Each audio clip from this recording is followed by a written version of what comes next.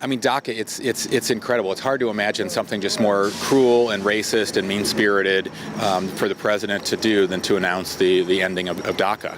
And the way he did it, showing no leadership, having no plan B in place, no way to deal with the dreamers that are working hard in this country, already, but just kicking it to Congress and expecting them to come up with a solution in a few months that nobody's come up with in 15 years, is really just pathetic and cowardly. I'm glad that he already tweeted that if Congress doesn't act on this, that he's going to reconsider. And I don't want people to give up the fight, because people need to remember, it wasn't very long ago, it was less than a year ago, that, when Trump was elected, people declared the end of the Affordable Care Act. They said that was the first thing that was going to be ended, and we still have an Affordable Care Act. And multiple bills to end the Affordable Care Act were defeated because of organized resistance from the public.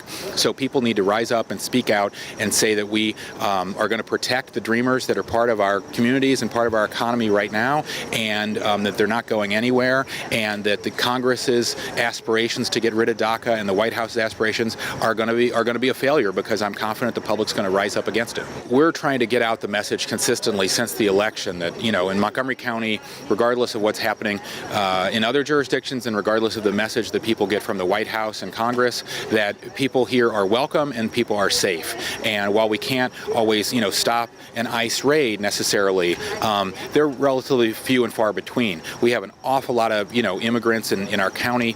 Something like 40% of the county is foreign-born. An awful lot of them are undocumented, not the majority, but a good number. And people need to know that the county government has their back, and we're going to do everything to make sure that people are going to be able to stay here as long as possible, and we're going to connect them with human services and with legal resources and other things to make sure that they're not getting unfairly deported.